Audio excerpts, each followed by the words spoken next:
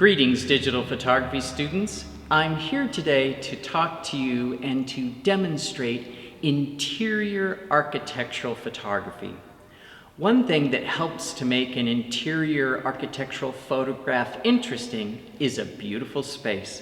And I'm in such a space today. I have been allowed here by Father Dane Popovich of the Serbian Orthodox Church to go into their amazing sanctuary. So let's start by talking about the settings. And the very first thing is notice that I'm on a tripod because we're going to work at ISO 100 because we want low noise and ultimate sharpness so that we can enlarge these prints as large as we want to. It's important to be on the tripod because it's going to slow our shutter speed down, being at only ISO 100 inside of an interior space.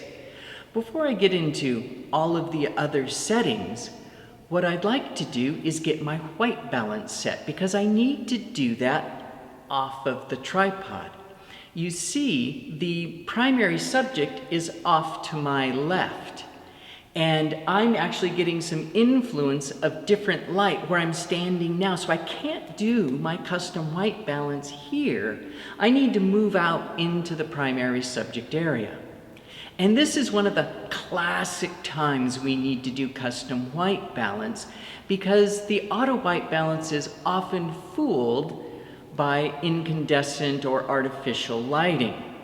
Also notice I'm using a gray card, but remember, a white card will work just as well in this situation. And you can use two pieces of printer paper put together, you can use a white card, or the gray card that I'm going to use. So let's step into the scene, do our custom white balance, and then we'll return to do the rest of our settings. I'm now out in the scene and I've taken my camera off of the tripod so that I can do my custom white balance. Now, I've described this process before, but I'd like to review it one more time. And of course, I want you to practice it when you do your interior architectural photograph. So I've got my gray card, I've got my camera. I have it set at ISO 100. I switch now to the program exposure mode, so I don't have to think, because I just need a proper exposure.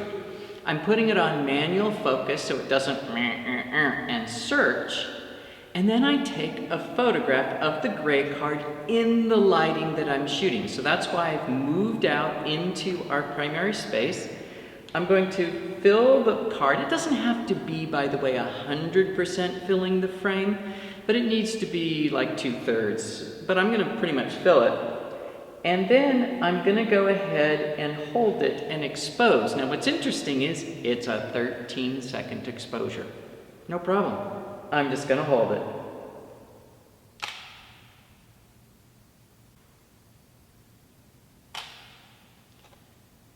And beautiful. It may seem like a long time, but in the scope of how much time you're going to spend shooting, it's really not significant. So now, I'll go ahead and click on my menu button. I'll go to on my Canon 60D, go to the second camera, scroll down to where it says Custom White Balance. I click, it says, is this the image you want to use? I click yes or set, scroll over to OK, and it's done the analysis. Now remember, I need to go up above to where it says white balance and make sure it's on the custom symbol. So now my color is ready to go. I'm ready to return to the camera. And here's the great news. As long as I'm in this space and the lighting doesn't change, I don't have to redo my custom white balance.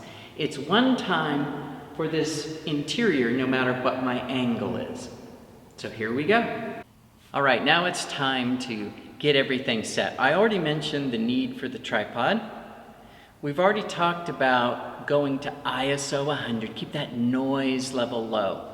So what about the rest of the settings? Well, on my drive setting, I'm going to do a 10-second self-timer. So I'm going to click here on drive, And I'm going to scroll till I get my 10-second self-timer. There's also the option of the 2-second self-timer, but I'm not in a hurry. I want to be absolutely sure I've got optimum sharpness, so I'm going to use the 10-second self-timer.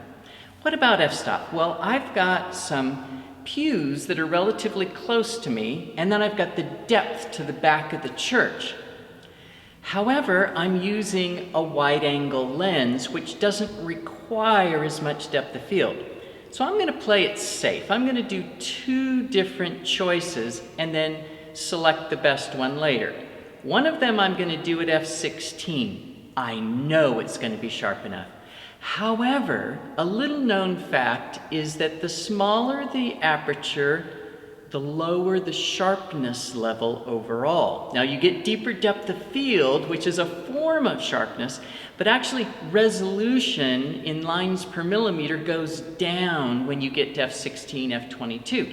So I'm also going to try it at f8, and then I'll compare and make a decision based on the trade-off between the depth of field and the optimal sharpness. So I'm going to switch to manual exposure. Remember, I was in program, and I don't want to be in program any longer. Okay, we've got it set to manual exposure. Now we'll go ahead and meter it. And I'm starting off here at f8, and it's giving me an exposure of 4 full seconds. So this is where the self-timer is so beneficial. So I'm going to click it, the vibration will go away, and then we'll get a nice sharp photograph, at least as sharp as it possibly can be.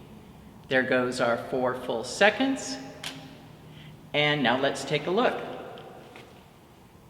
I'm hitting my playback button, and I've got my histogram up, and here's what it tells me.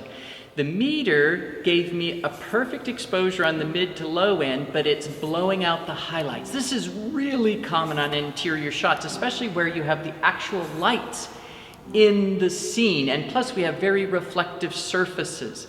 So now what I'm going to do is create a high dynamic range image, and I'm going to continue underexposing until the histogram says I'm not blowing out, the highlights.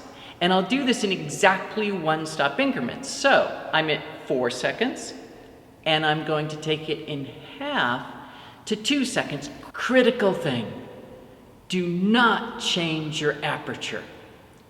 So, and the reason, by the way, is because it will alter the depth of field and your images won't stack together properly. So I'm at 4 seconds, I'm going to 2 seconds, and I'm going to take a second photo, then I'm going to look at that histogram and see if it's enough. And if not, I'll go to 1 second. No, it's still peaking in the high values. And I'm looking at the histogram. I'm actually not even really looking at the image. Okay, so I've dropped the exposure down to 1 second. Let me look at that histogram. And it doesn't show anything on the actual side of the histogram. However, the blinking highlights are still blinking a little bit in the very brightest parts. So I'm going to try one more to half a second. And hopefully that'll do it. But, you know, what's the hurry? One more exposure, another 10-second self-timer. Take your time. Get the shot right. No blinking highlights. Beautiful histogram. Now I can combine my photographs and hopefully have a wonderful interior shot. So now it's your job to go out and do the same.